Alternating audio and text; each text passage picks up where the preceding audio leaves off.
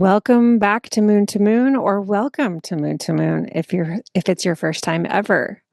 So, in today's episode, I'm sharing with you a conversation with one of my favorite magical human beings, Suprasensory Shahir. Shahir is an incredible astrologer, an incredible diviner, like wow. Shahir is a tarot reader and a mystic. And this is Shahir's fourth time on Moon to Moon in the last year and a half. So we like to talk. I really like to talk to Shahir. I like to receive readings from Shahir. I like to be in presence with Shahir, to be in the field of their intelligence and their big, big, big spirits. Shahir is Sag rising, Aries sun, and Gemini moon. Enjoy feeling that. So Shahir and I have a conversation here where we're really speaking to magic and the magician, both the magician as an archetype generally, but also the magician as the first card of the Major Arcana in the tarot. And the magician card is where the magician's table, my spring offering, gets its name. So, we talk a lot about the magician's table in this episode, and a lot of that is on purpose because Shahir was one of the 13th readers, which is a leadership role in the magician's table of 2025. And Shahir is going to be back again in 2026 as a 13th reader again. This has never happened before in magician's table history that I've had someone come back and do the 13th reader again. I've been talking a lot about the 13th reader here and with Tegan West in one of my last episodes. Tegan was a 13th reader last year and is coming on in a brand new role this year. I was on Tegan's podcast, Altar of Stars, where we talked a lot about the 13th reader and the magician's table over there. And I've been sharing how the way that I tap folks to be 13th readers is not super logical. There's so many wonderful people that I know that would be wonderful 13th readers. It can't be logical because I would never be able to pick.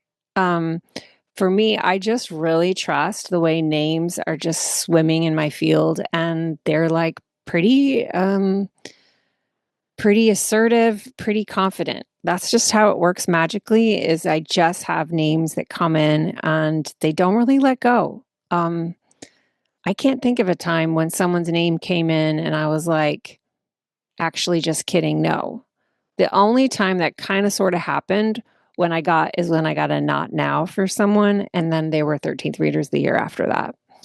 So when Shahir's name was in my space to be 13th reader another round, it was like, well, I don't argue with these things because to argue with them would be to make my life much more difficult. So I was so happy that Shahir was excited to do it again and to come back and experience it anew with a very different energy that is TMT 2026.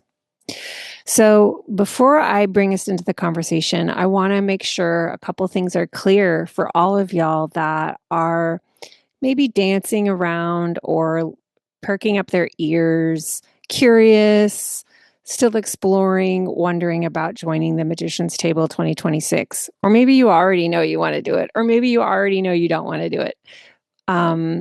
Here's something to know. It's an application process to get in. I do this because it's a limited seat container. Every seat matters. That's part of the medicine. There's 12 seats in each cohort, each overseen by a 13th reader. So Shahir will have 12 individuals in their cohort this spring. Only 12. There's going to be 60 seats total between the 5 cohorts that we have this year. There's 4 total 13th readers because one 13th reader is holding 2 cohorts. So if you're thinking about it, you're going to want to, first of all, get your name on the wait list The link for getting on the wait list is in the show notes. There's no obligation when you put your name on the wait list. Like nobody's expecting that now you have to apply or now you have to be part of this. But it is the only way that you'll have the option to apply. So you're going to want to get on that wait list so that you can even apply. I do this a little bit different every year. So if you're an alum listening, you're going to want to pay attention to the process because it may be different than the year that you did it. So the way it's going to be this year, there's no early bird. It's just, this is the application window. It's February 22nd. We as a team chose our election moment that it will become available. And then from February 22nd to March 4th, my birthday, the applications will be open. There's going to be 5 total pricing tiers. 2 are equity tiers and scholarship tiers. There's like an additional application for that. And then 3 are the regular tiers. And it's a pick your tuition experience where you get to pick the tier that you want. First come, first serve. So my encouragement to you is to plan to apply on February 22nd so that you can pick your tier and you can get your name at the front of the line. Because for scholarship, equity, pricing tiers, cohort choice, everything is going to be based on order, not how experienced you are, not like, oh, you're an amazing candidate. Oh, you're an alum. Like the only logic we're using to order people to take their seats is the order the applications come in, which Google Forms does for me. So it's neutral. So you're going to just want to be on the wait list so that you have the chance to click the link when it opens into the form, fill it out. We're going to give you the questions in advance. So all you have to do is copy and paste into your application. And then we'll start going through them and we'll start bringing everybody through and we'll just get it all sorted out nice and early in that application window. So everyone's nervous systems, your body, your calendar, your ecosystem of loved ones can all begin to cohere, to constellate, to gather around this experience, which is like a once in a lifetime, but sometimes for some people 2, 3, 4 times a lifetime experience, because it's really, really, really, really, really special, really unique. It's like you are giving this to yourself and you are showing up for it at the same time. What is required is your presence. And so it's really important between getting your name on the wait list and applying that you get clear on what kind of commitment this is, because that's actually what the application is for. It's for me to see that you understand what this is.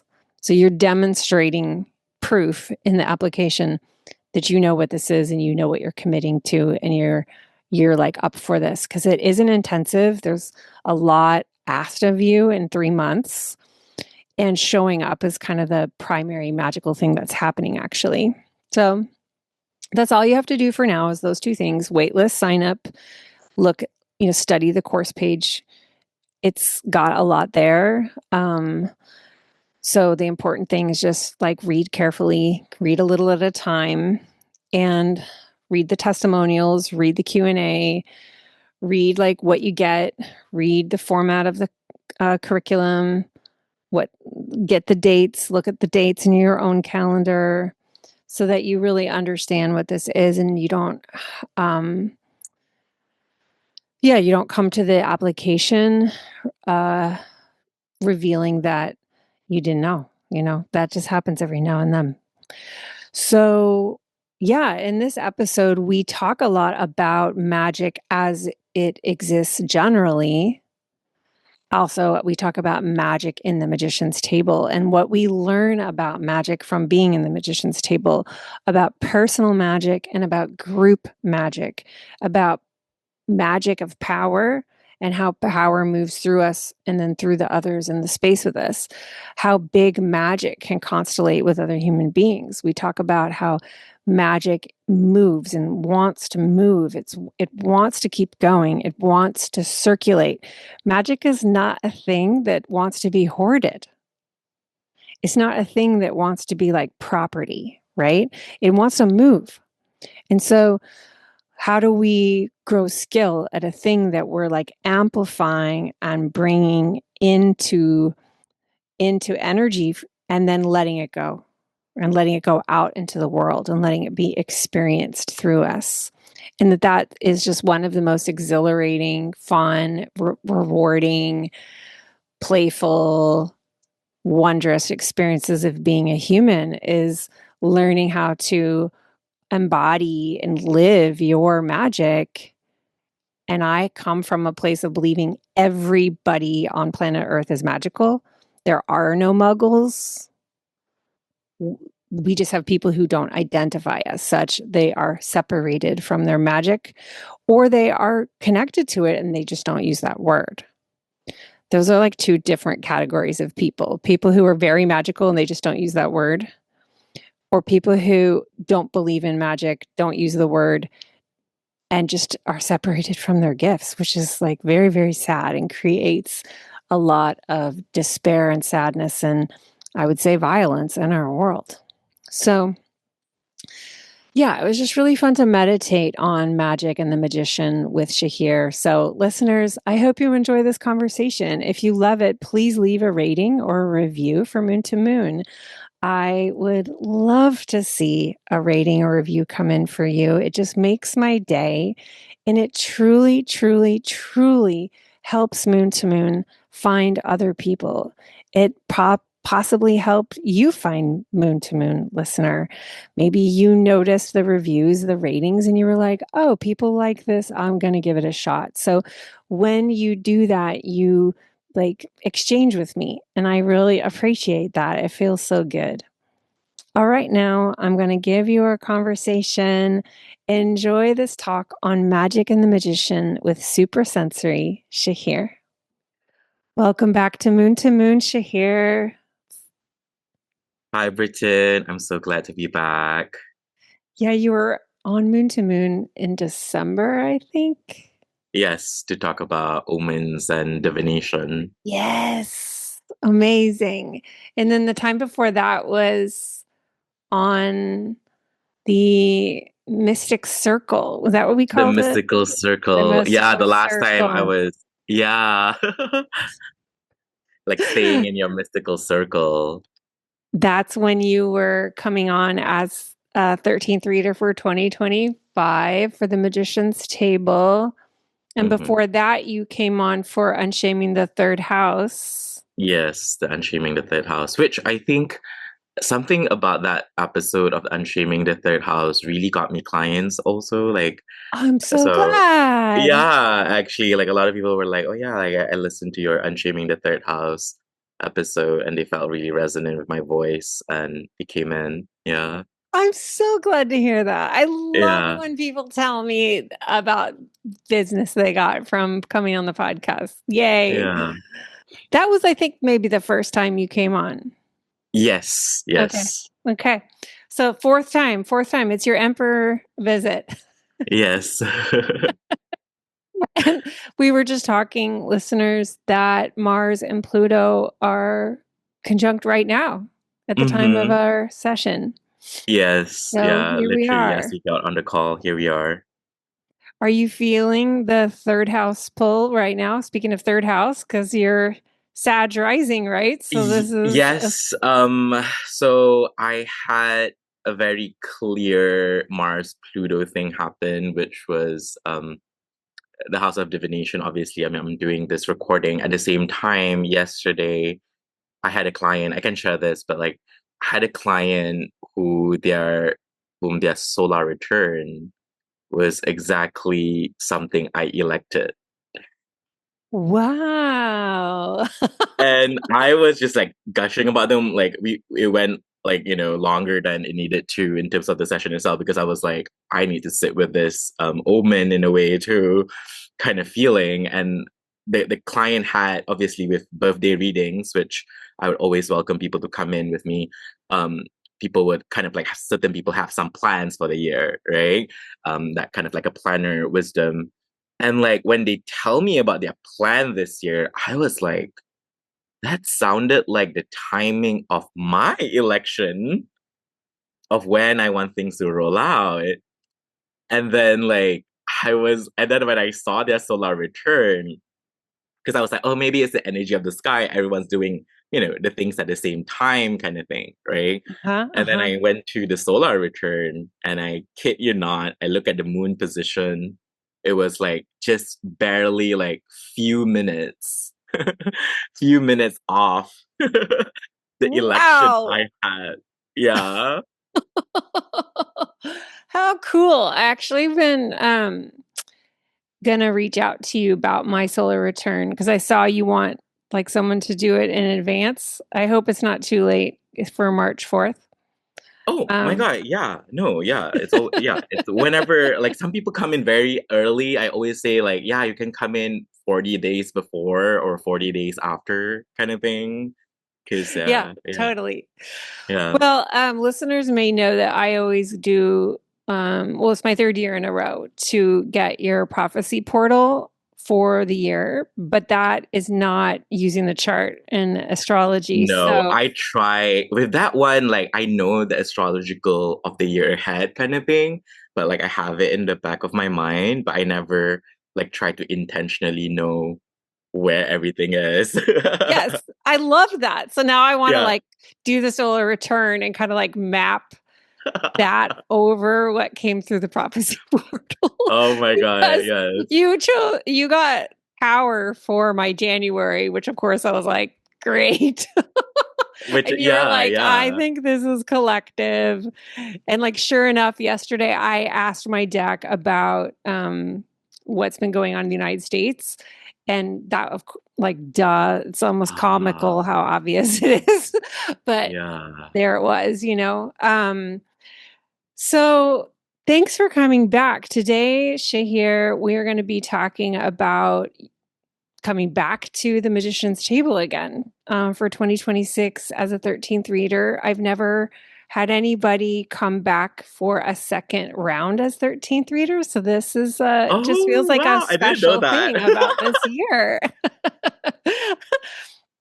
Yeah, I wanted to see if you wouldn't mind just sharing like about your experience, like about what it's Yeah. like to be a 13th reader. What was it like going in, during, and then Yeah. after?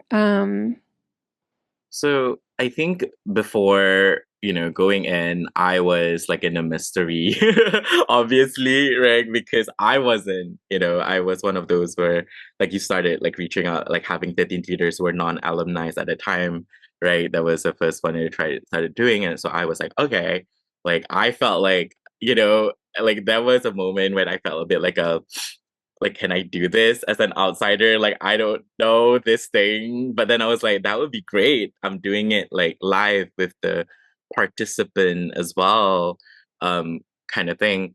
And so preparing for the big magic together was really amazing. Like how last year with um Tegan and Lisa, right? Last round with you, obviously.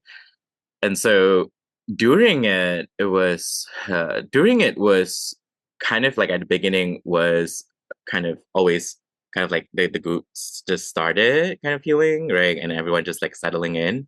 But I think I really enjoyed it. And I think that's why at the end of it all, I was just like, I told you like, hey, if you want me to come back, like probably I might consider it, like because I was like dropping that note like all the way at the end. And I think that was primarily because I do enjoy this process of like witnessing people and their own sense of becoming, right? In terms of like how powerful actually this space is. Like I feel like the magician's table conjures up a lot of power. It does. So I think that was part of the reason why I was like I loved this and then seeing everyone in their own power in their own way. Um and I think that's kind of like part of the magic of the magician's table. Yeah. Yeah. You had two different cohorts of 12 last year. did you find that they had their own energy, or what was it like Yeah, having two? yeah, I think that was the very interesting one where I can like feel into the kind of like the different frequencies of things, right? And I was like, oh yeah, this group is more like this. So this is kind of like the kind of like even when I was doing the preparation energy work for it, I was doing a certain way. And the other one was like very like Venusian and also very powerful, which, I remember telling you, I was like, oh my God, this cohort is so powerful. And then, I mean, lo and behold, two of them from that particular cohort is my fellow 13th reader this time around. I'm not Yes. like, those are the kind of things that are like, oh my God, it's just like, like, you know, just witnessing that and celebrating that kind of like moment as kind of like, oh yeah, like I knew, like, it was like my body was like already feeling the gravity of it, like how powerful the group that was magnetized in a particular group is, right?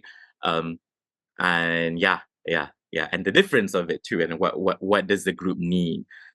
Which for me makes me think about like one of my final reflections when I was like wrapping up the space towards the end, like the final reading. I was talking about how it got very emotional for me because um as someone who's kind of like very devoted to like the Sufi path of love and really seeing everyone there in terms of like and in the Sufi teachings, one of it is like the idea that, you know, like everyone is some sort of like a mirror. I mean, it shows up in spirituality too. Um, and so the fact that, each one of my cohort, everyone, like as a 13th reader, right, knowing that every single person in the cohort that I was in, I was like space holding, they are actually a mirror, a part of me kind of feeling. Like it could be a very small part, it could be a huge part, right, that we're resonant with. But even knowing those kind of things, like really made my heart like lighter and deeper in multiple ways. And I was so appreciative of it because then you are almost like recognizing your power through the others, right? Through it's Yeah. almost how people come about. Yeah. Yeah, this mirroring magic has been uh like a big surprise about the space that I've heard about before, and I've never heard it spoken of through the lens of Sufi teaching. So thank you for sharing that. Yeah, thank you. Yeah, and for listeners who Leanne and Thorogood and Lily Hussey, who I'll be talking to in different episodes, are also 13th readers for 2026. And they are part of that same cohort that you were talking to. So Yeah. exciting. I remember uh, I asked the 13th readers to leave me like little voice messages after the different meetups just to be like, it was great, or like anything to share. And that I remember you talking about just like the qualities of the spaces, and that there were these particular magicians that were feeling so powerful to you, and is how fun it is to watch someone coming deeper into their power. It's such a cool experience. Hmm. um I'm wondering if you could tell me, like, what do people who maybe have never done the magician's table, what do you think maybe they don't know or understand about the 13th reader or about the space? Like, what could you not know until you've done it? I think it's the amount of the energy spent in it, right? I think some people like I think everyone come in when I was doing some sort of like a survey of like, oh yeah, how much do they read the course page? Obviously everyone like varies in terms of that, but like some people just like, oh, I just signed up without even caring about like reading the details, and then they're just like, oh wow, like I guess I have to like wing it. Some people knew exactly the expectations of it, but even then they were blown away by how much it is. But I do think that particularly because of the exchange, right? The exchanging of the readings, that is kind of like part of the gig, in whatever modalities a person uses, like whatever their magic is. Um, and I think, and then I think that rigor, like that sort of commitment is um, can feel like an intensity, to be completely honest. Yeah. Yeah. Yeah. Yeah, And I people feel people start to like, and I think you know this too, because you were kind of like warning us about people starting to like, oh my God, like, their calendar doesn't work, and then they had to delay their readings. But then once reading is delayed, like another will be delayed. now you're like, oh my God, how am I going to make all these readings up? You got to just I like know. stay on track. Yeah. It's true. And I feel like usually the first half, there's a kind of adrenaline that's like, here for it. Mm-hmm. And then the Mm-hmm. second half, which is why I have the 2 weeks off just to kind of like give some spaciousness. But there's no weeks off the partnerings unless you have a bye week. Yeah. The second half is often when it starts to be like, oh my gosh, like, do I have the stamina to make it to the end? And then at the very end, it's like, oh no, I can't believe this is ending. I don't want it to end. Yeah, yeah. Like, why did it go by so quickly, kind of thing. Yeah, There's yeah. like a whole spiral of how time feels as Mm-hmm. you're in it. Cause yeah, there's a period where you feel like you'll be there forever and then you're clearly not, you know? So what do I'm also wondering like for if someone's never been a 13th reader and they've been in the magician's table. So what do you think that magicians don't know or understand about being a 13th reader?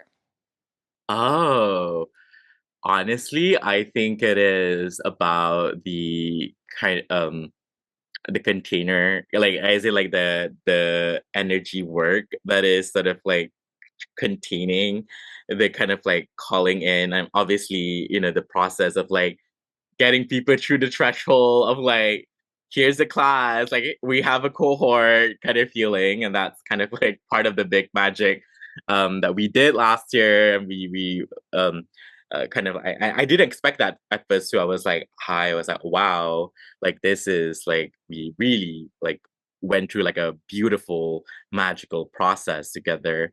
um and also, the preparation towards holding each one of those spaces each time also requires some sort of like an energetic defense, and also like protection, but also like containment and all those things. So I really had to kind of like, oh, like I actually had to change up a bit my spiritual practice, I would say, but nothing I'm not like attuned to, but like because I know that I was, oh yeah, this requires some sort of like a deeper space holding, so it would not have been fair if I were to just like take it lightly, like because I know that we're holding like such a big magic in it. So yeah, so I think that is one thing. And I think and there was a point where like navigating the each of the magicians' own journey as well, right? Because last round I had between those two cohorts had two of them left, so one from each cohort, right? And so I was like, I did not expect that, but also kind of like, okay, that's kind of part of life. And the first one was more about like the first person who exited. Um, they were, oh, okay, like I don't think this is what I truly signed up for, and they kind of like left very early, which is fine. I was like, okay, yeah, this is like a very Saturnian kind of knowing at that point, and I think this is where like the malefic kind of magic like really was like, oh, okay, like someone came in, they were like, oh no, I respect, like I love all of y'all. I'm pretty sure y'all are great. Like they said that, but I feel like this is not for me, or not yet in a way. Given how um the commitment of the space in a way as well, I think. And then the second one was I think the transit of the sky was Mars in Cancer. So that was a bit more difficult, right? Of like this, Mm. like having to know when to perhaps suggest to a participant that like, hey, like this might not be like, sustainable for you, or just like attuning to a person's whether like they are meant to continue in a space as well. But they were also going through some sort of like things in their own life. And so I think that was like, if I were to kind of like, compare and contrast it, I was like, oh yeah, like that was um harder or perhaps even softer actually internally, right, for me to navigate, because uh, you have someone in the cohort was kind of like already going into like one full month of it, right? Almost a full month of it. And then slightly more, and then they can't commit anymore due to their circumstances and also kind of like the situation that they were in. Um, and so I think that is like the more tender part of being a 13th reader, of having to let go and like having to bring it up to you as well, right? And I was like, I remember I at that moment, I really know that like, okay, like if I was like, if I were to be a wise, like, at that moment I was really like calling in all my wise counsel, it's Yes. like this is where like what would have been the wisest, and I think this is perhaps a more, because I have Mars in Cancer natally. And so do um I. yeah, we're both like, and I was like, I'm always sort of like thinking about, okay, what would have been the least painful option, but also the best, it's like, because it's one of those things where that like if we were to not take any action on it, it would that this is almost this anticipation where, oh, this wouldn't be sustainable, like this wouldn't be great for this particular cohort or group, or like the group dynamic or things like that, or even for this person, right? So it's like really thinking about the individual and the kind of like space holding of the group itself, Yeah. and try to balance both of those things. And yeah, and I think, yeah, so yeah, that's Yeah, it was so beautiful holding that threshold with you, just feeling your commitment to care, to like the wise care, and that sometimes wise care is like letting someone leave. yeah, And that is really malefic medicine that I've learned over my leadership thresholds too. And um, like holding that commitment to absolutely trusting that everyone is on their most empowering path and hmm, everyone is deeply supported by their guides and yeah, everyone knows what will be everyone's listening for what would be the most empowering thing for them, and we are here to help with those wise navigating moments. yeah. Yeah, so thank you. I imagine like for you that was a threshold experience for your own sense of leadership and Yeah, self-trust. yeah, definitely. I was like, at that moment, I was like, okay. I'm like, I know that I'm the kind of person that will have, like, I know I will communicate this to Britain.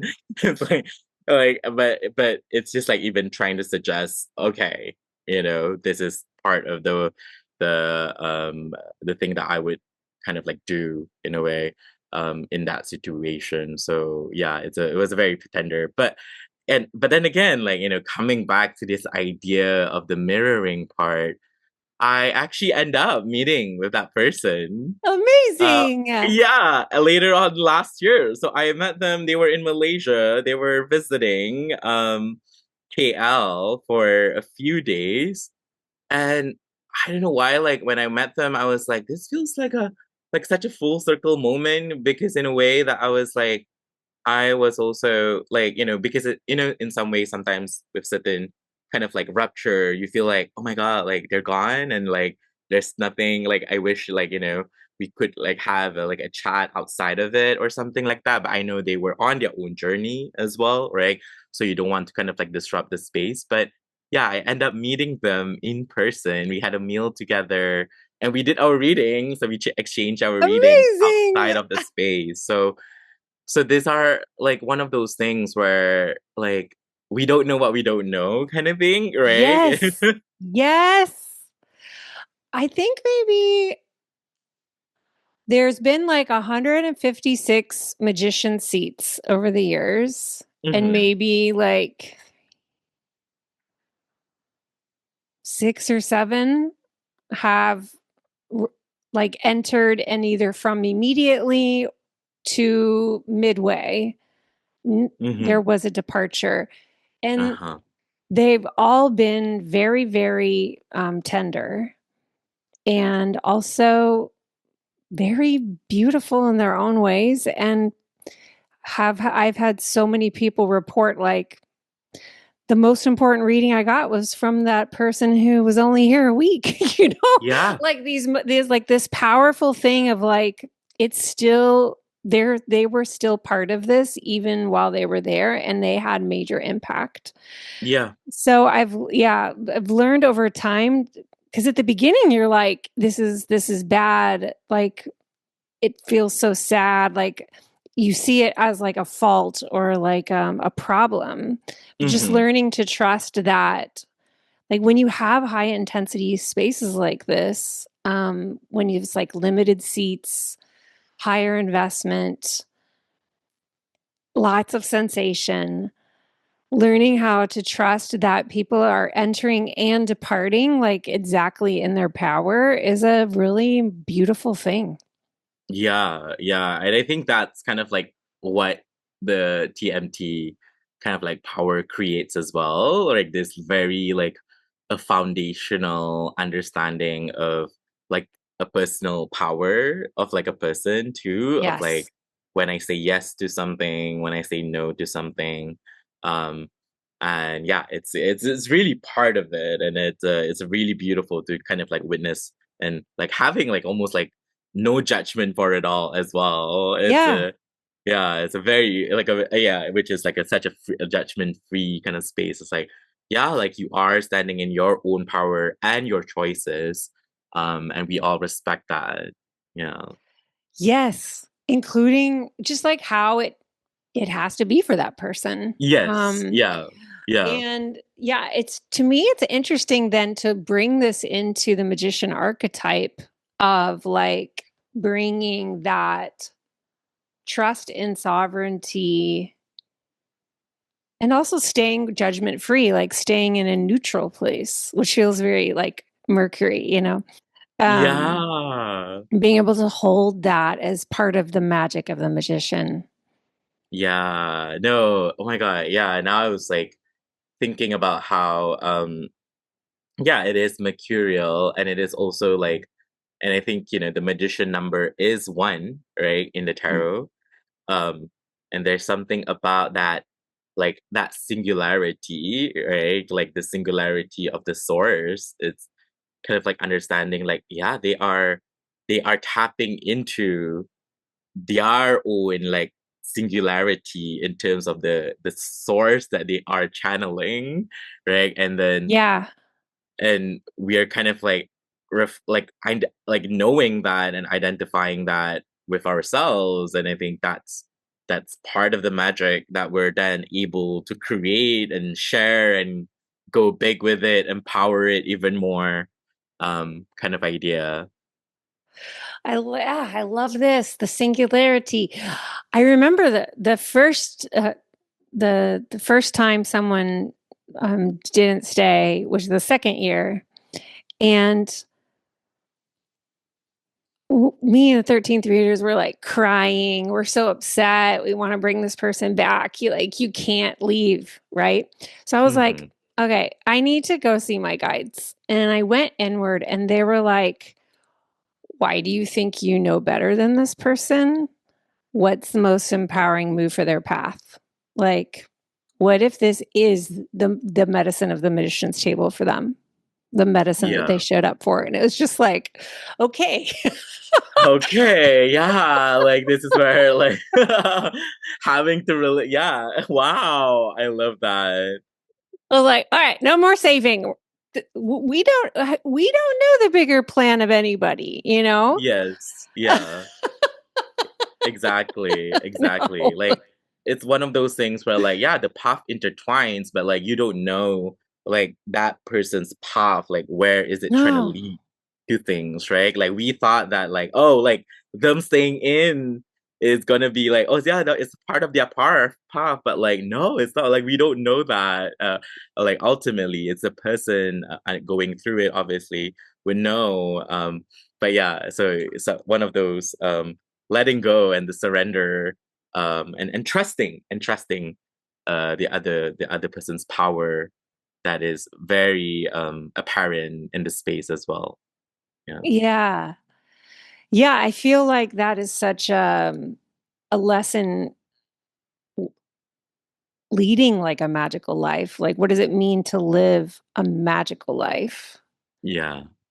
And I feel like something so fascinating about the magician, being a magician, living a magical life is holding in the one hand, like the spell, that like, this is what's going to happen.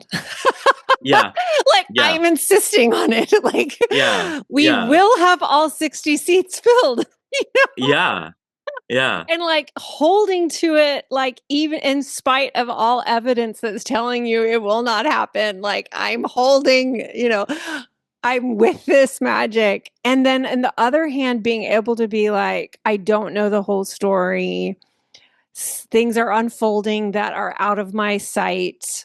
There's support where I can't see it. There's turns in the road that I didn't anticipate.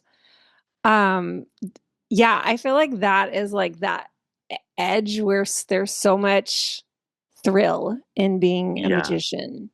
Yeah. Does that No, I resonate? think it's like it's kind of like this part of process of like manifestation too, right? It's one of those things where like oh yeah, like the things come together and then it shows like I think because part of being a magician, part of being a mage, a mystic is kind of like seeing how like we are able to embody, right? Like embody and also channel a sacred power, right? It's very intimate, right?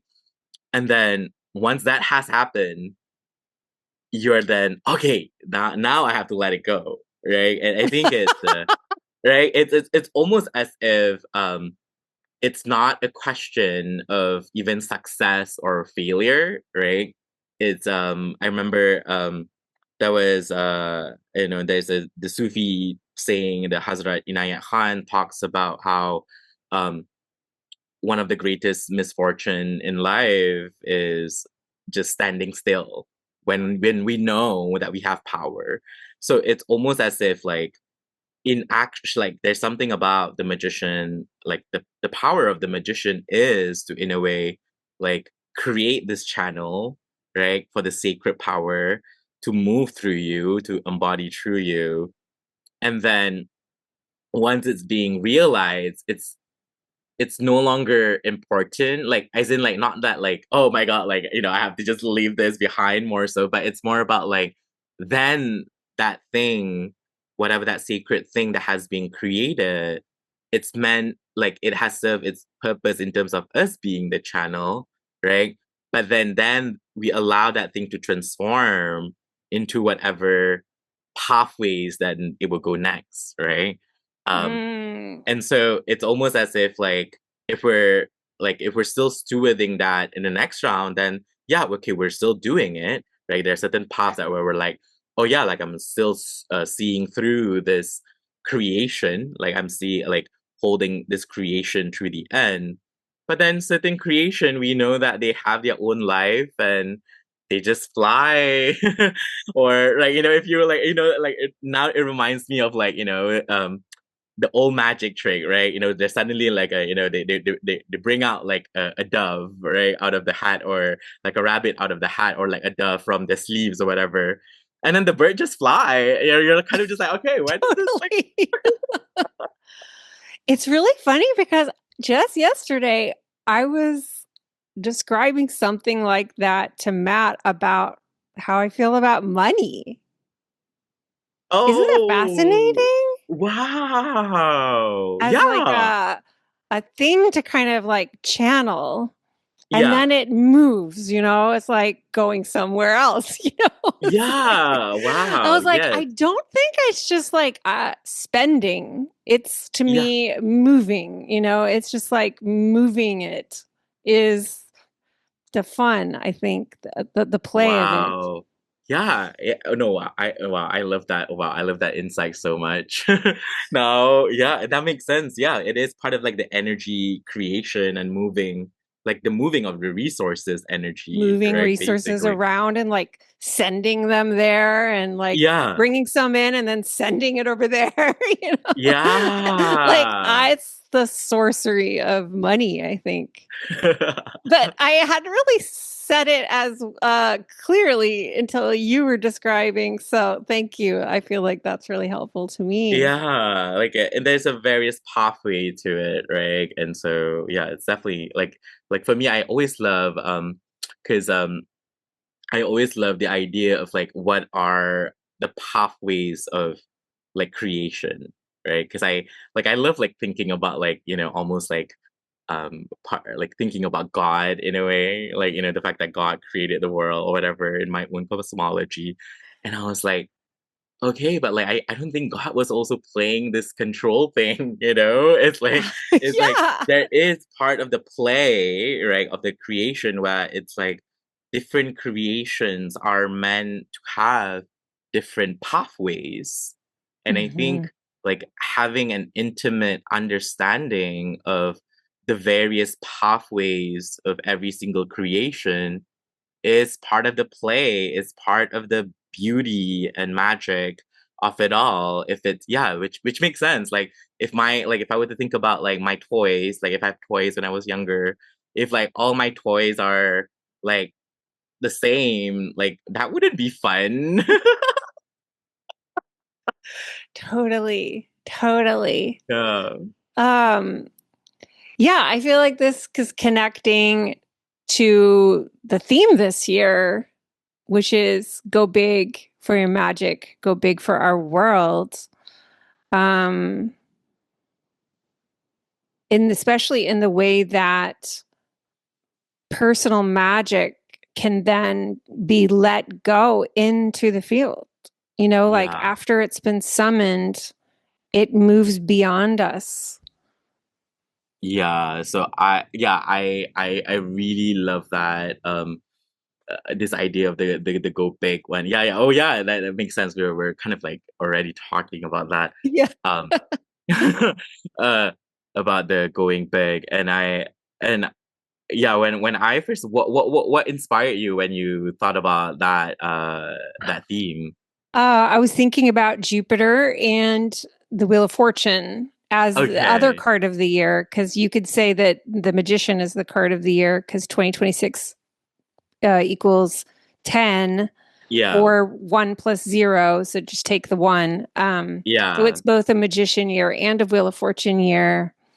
And just kind of wanting to like get take that wheel and like spin it, like Yeah. like have Wow. make effects in the field from playing, like from Yeah. participating, and like this staying still that you're speaking to is where there's just so much despair in feeling like you can't move.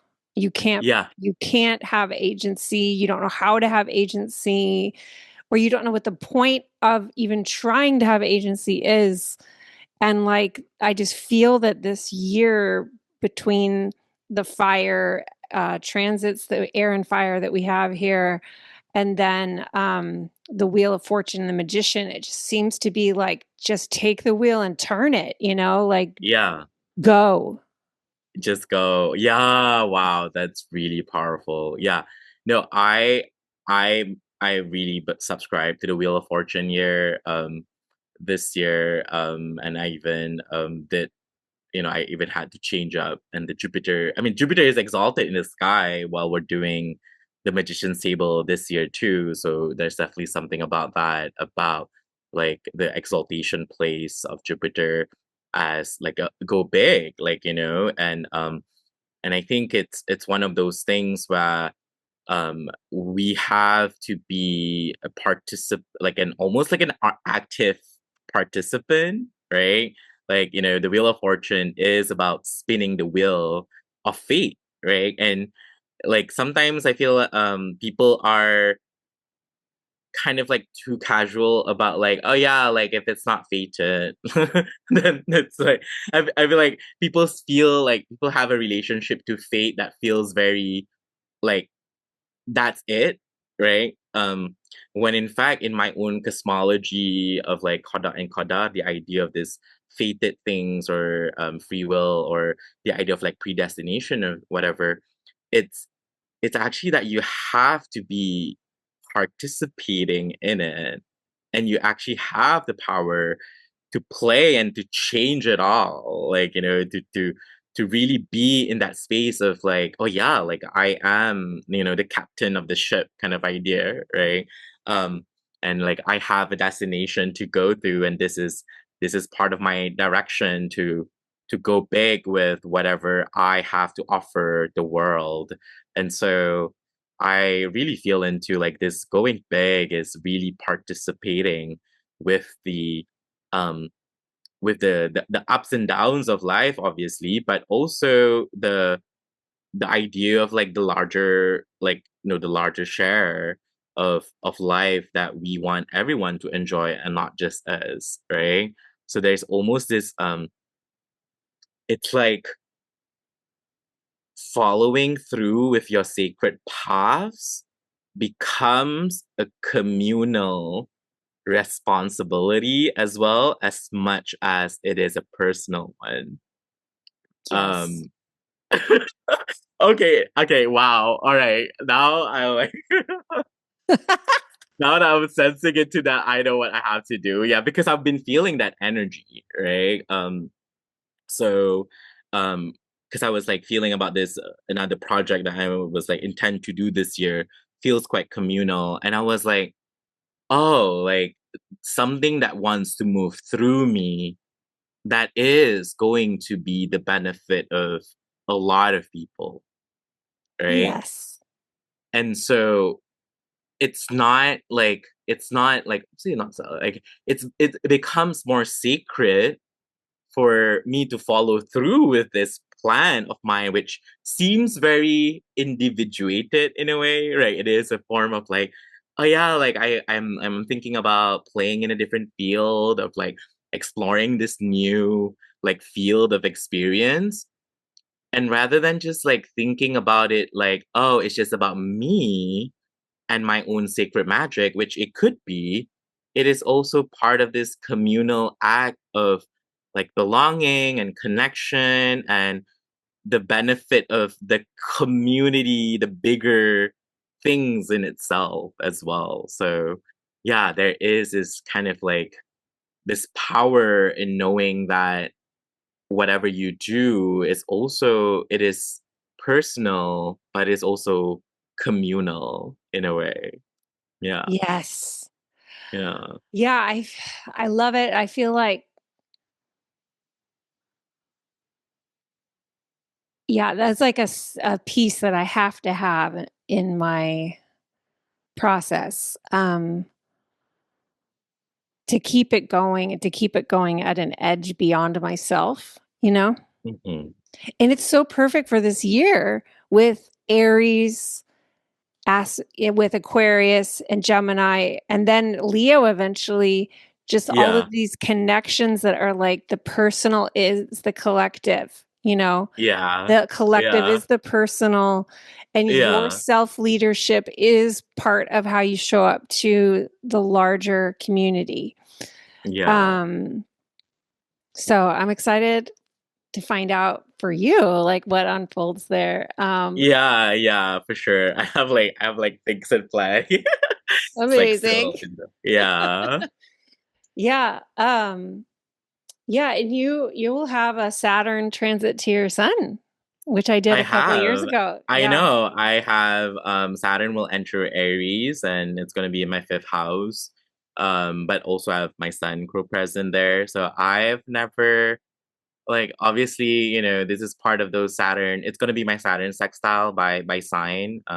It's only until a few years down the road that it will perfectly sextile. But yeah, apparently Saturn sextile is one of those aspects that people look forward to in terms of Oh, like yeah. whatever that how life unfolds in itself.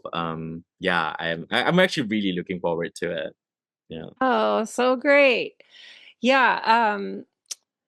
You're one of several people, Matt, my boyfriend, and Hmm. my daughter, Arden, they're all, they all have with you satirizing, and Gemini moon. So also Aries at the fifth house. And, it's just I'm going to be watching all to see how like the Gemini and the Aquarius and the Aries Uh are all affecting each of you in yeah. your own ways. But Yeah.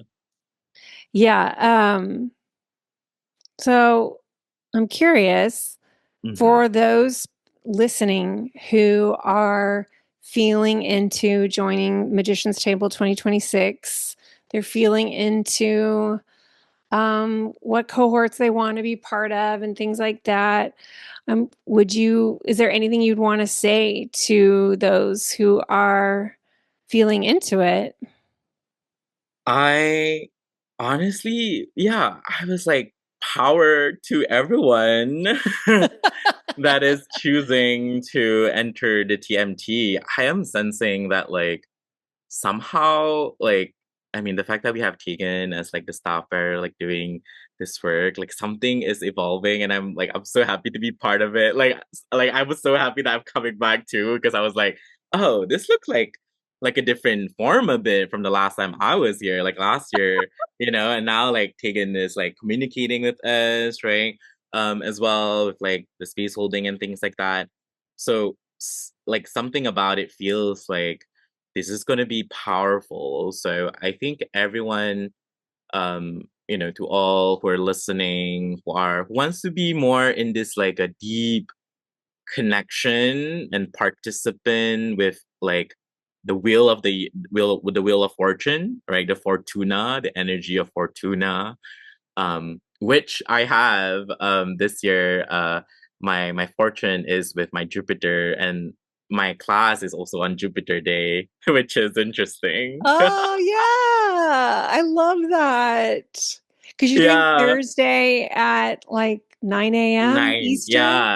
Yeah, Okay. 9 a.m. Eastern. So it was kind of interesting that I was like, oh wow, that is a very interesting expression of like having my lot of fortune is very close to my natal Jupiter. And then this year my class is fully on um Thursday. I love it. Yeah, that's Yeah. right. Mm. So everyone that is like ready to step into their magician's power, it's like get on the ride, spin the wheel of fate and be a and see how other people play with it too. And I think that is part of the magic of the circle. Um and like the bonds that you didn't know that you would have had, right? Jupiter is right now exalted in the sign of Cancer. So I truly wonder that whether like there's something about like the magnetizing of the each of the cohort this year, like this small this group, the circular group magic that is weaving together. Um there's something that is truly connecting us all, right? And so yeah, like choose whichever, I'm very neutral with like of course I want all like come into like my like powerful magician space, and it would be amazing and I would have to do the work in the background. I'll be like, why did I do this to myself? But then I'll be like so glad and happy that people show up to it. But yeah, regardless, like whichever magician you choose, it's going to be there with you because it's not just about the 13th reader, it's also about the power that the 13th reader sort of like magnetized to the group, right? Yeah. Yeah, totally. I'm dreaming on like a some kind of reunion event, like an in-person magician's table, alumni gathering, uh, group spell, call in if you can't come. Because after this year, there will now be over 200 something people walking around, like in the momentum and in the movement of Wow. this magic. Yeah. It's pretty cool. That's part of why I asked Tegan to come help because like the body of the course is just like gotten so big. you Yeah. know, like Yeah. I No. want another person helping Yeah, me I hold can it imagine. down. Yeah, yeah. No, that makes a perfect sense. So I'm so glad to be when I like say yes to coming back, and then when you were explaining me to me about the different, kind of like structure this year in terms of like the team, I was like, oh wow, like this is growing. That's a sign of growth, that's like a very literal sign that the big ceremonial ritualistic magic of the space and its impact to the people is growing. So yeah, props to you. Oh, thank you. Yeah, and do you have anything to offer someone who may not know, like, am I too advanced? Am I not advanced enough? Like, what would you say about like questions like how much experience or how much skill you have? And like, is that a Mhm. relevant question? Does it even matter? What do you think? Honestly, Rick, this is one of those things where I feel like it doesn't matter at all. Because if you have even like this small voice in you, which you will hone into that voice even more in that space, like I have had like, oh my God, there's this one person from my cohort that conjures up in my mind. Like they were not even a tarot reader before the class. And exchanged a reading with them and I was like, you are a pro. Wow. They just Like I feel knew. like it's one of those things like there's a reason that like you feel called to do this, right? So if there's a voice inside of you that says like, oh yeah, like maybe there's an affinity of me to be surrounded by these people, right? To be witnessed by my magic. And like when they did my readings and I was like, what do you mean this is your first time doing like what do you mean this is the first time you're exchanging a professional reading? Like Wow. I like, and so yeah, like I do think that first of all, like people tend, some magician, like in a, like which is like such a classic one of those like fantasy or like TV shows. Like we don't know our power until we like allow it to be open and reflected by other people. All right. Like so sometimes it's like if someone feels like, oh my God, like I'm such a beginner level, yeah, like try and do like exchange reading with me, right? First, like, and then like you will figure it out. In terms of like, oh yeah, like maybe it's okay to be a beginner too. To be like having that confidence, and this would be an amazing space for you to do all these exchanges and experience the different types of client work and sort of like modality as well. But then I think that some people are actually very, very skilled, but then they are not allowing, like, sort of like, this would be a great space for you to, like, oh, yeah, like, if you feel like you actually can do this, chances are you are very good at it, Yeah. like, because sometimes we resist, like, like, oh, yeah, like, I'm resisting doing something, not because you're bad at it, but because you don't want to be exposed to a different kind of power and then you're like, okay, now my life will change. So it's yeah. So I have a feeling like whenever people are immediately attracted to MT, to TMT in general, they are inherently powerful, right? Like there's like this the mage voice inside of them is actually the one that is calling. And so yeah, like there's actually no level. Like everyone everyone in there might be like, at their own level, regardless of their own quote unquote professional practice. Like I've known people in there, they're not even actually like practitioner outside of the space, right? Um, but the exchanges that they do with each other is so potent that like it's opens up a reality, right? It opens up Yes. yeah, this opens up a reality and a possibility to them. And yeah, like they can proceed with it, they can do whatever with it. Like it's not about like, oh, all right, you have a gift and you're gonna be doing professional consultation work. It's like that's part of the natural path, right? That would be great and lovely. But some of them are just there having all these connections, knowing their power, and they just like kind of like allow it to like, all right, yeah, this is like now I know. Like now I Now have I this. know. Now I know, like then that knowing is part of the power actually. Yeah. Yes. Yeah. Because you also had magicians who had been doing this like Hmm. professionally or just had been very experienced. Yeah. So for people who are way more advanced, I mean like as in like they are kind of like in their own element and their own practice, yeah, come through. This is where like I think you really learn like the different sort of like magic, right? Like the different ways of integrating. Like I remember, um, and I also feel like you get like, you get free readings I know. almost like it's like part of the gig is like, oh yeah, like, you're investing in this course, but then you're also kind of like you're getting free readings from each other. This sort of like this exchanges with one another.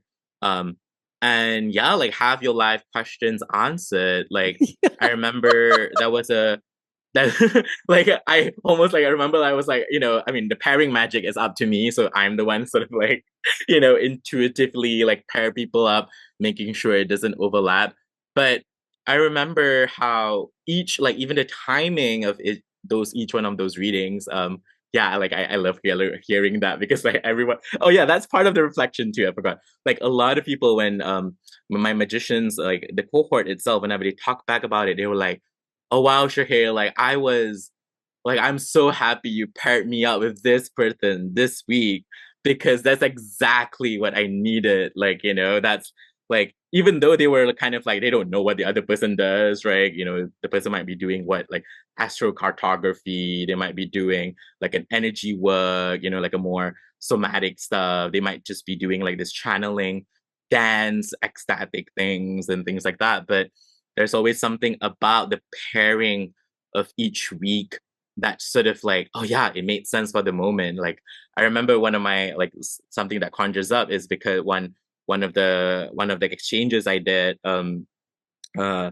had like a beauty ritual, right? Oh, wow, It's such a cool. Venus.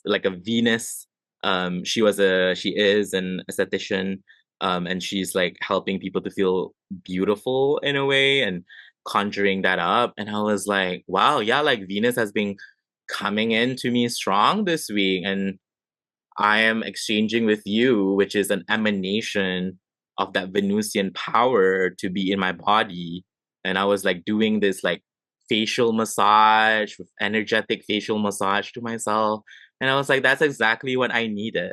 Right. So these are one of those things where I think the space itself, like no matter how advanced you are, they're always going to be a modality that perhaps you've never explored, and that person inside your cohort will be the one facilitating that magic for you, and you get to experience the diversity of it. Yeah. It's so cool. Yeah. Thank you so much. Do you have Oh my anything you God, want to thank you. share? I'm excited. Yeah. Wow, like I'm really excited for I this year's cohort know. now. I'm like, let's Let's go.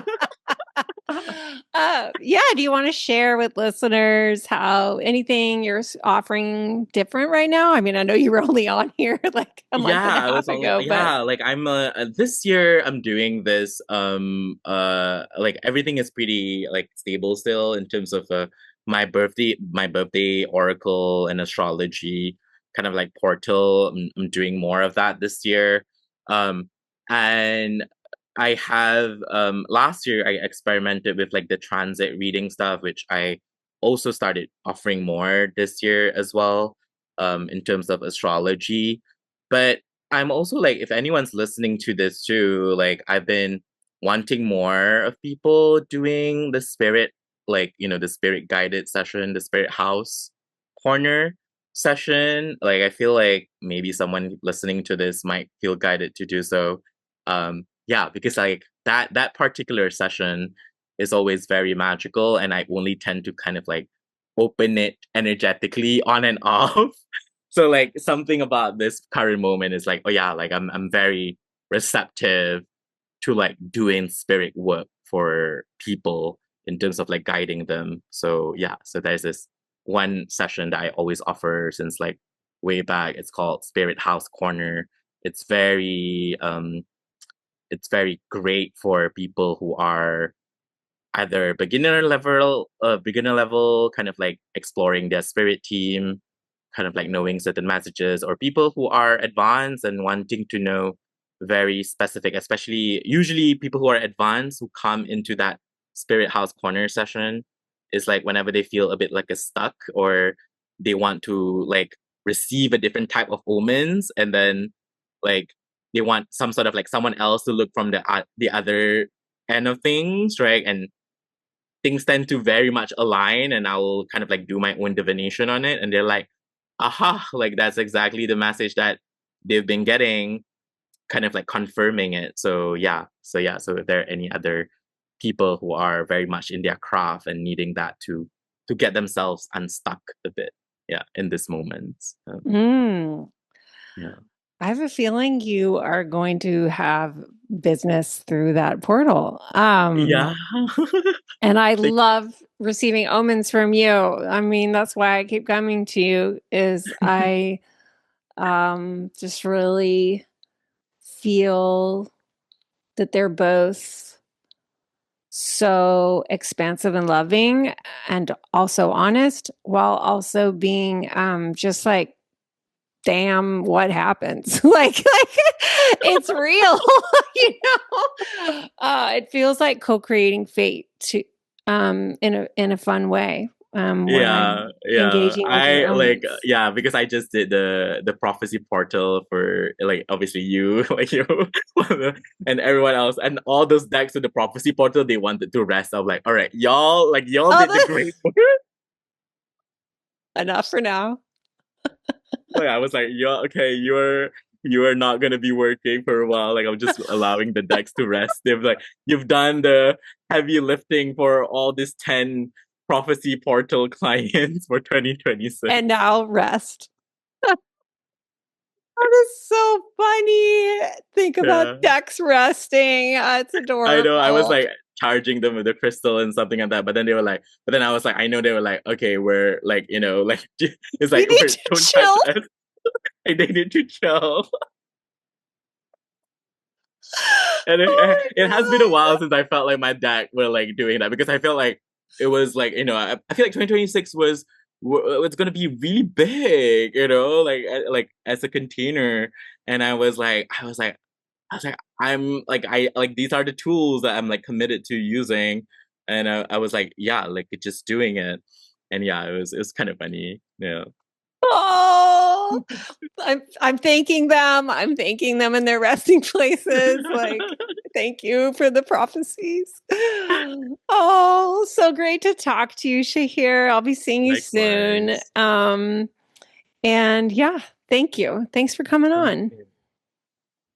All right, Moon to Moon. I hope you enjoyed my conversation with Suprasensory Shahir. Thank you, Shahir. If you're listening, it is always such a pleasure. For y'all listening who've never left a rating or review, I would love it if you would do that right now. Thank you so much.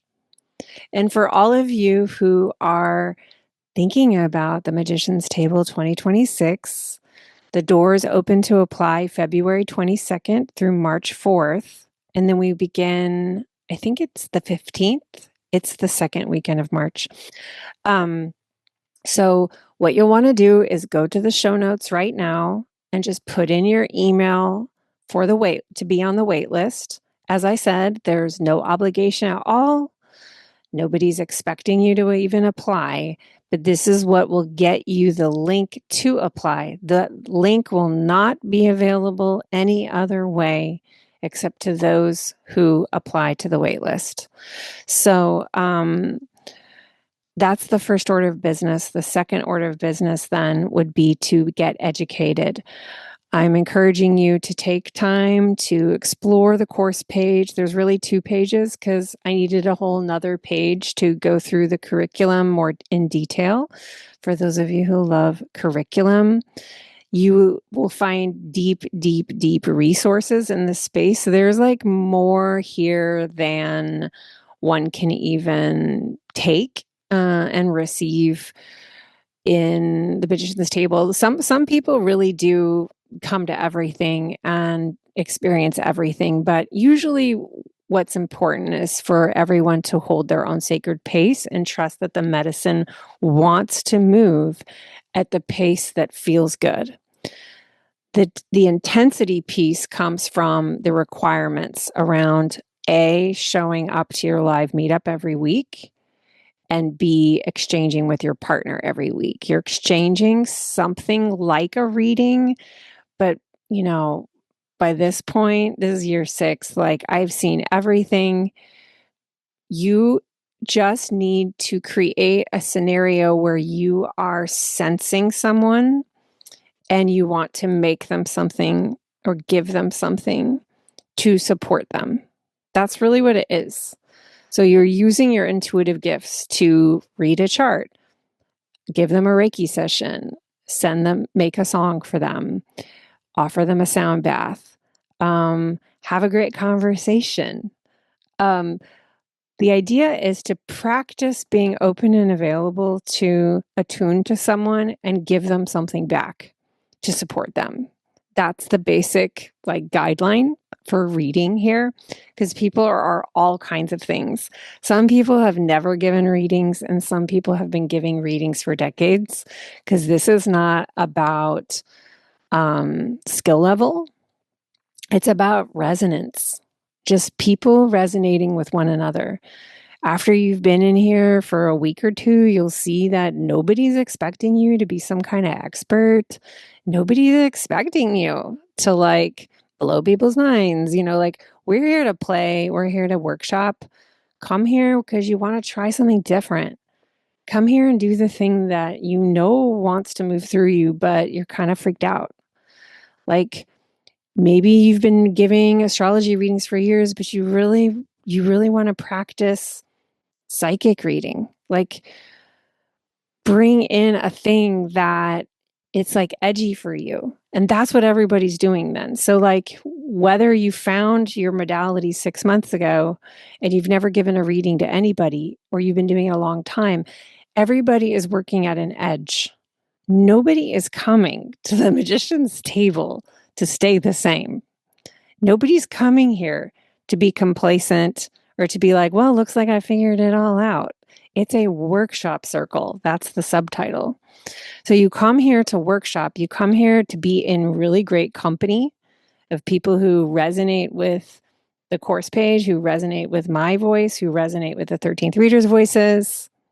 You come to join this huge web of alumni community and be able to just network. You don't think about that usually when you come in, I'll say, but then everybody leaves like, oh, that's actually the most important thing, is the community.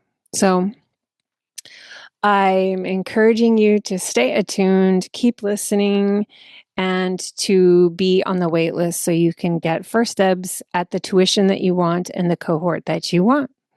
Thank you so much, and I'll see you at the next one.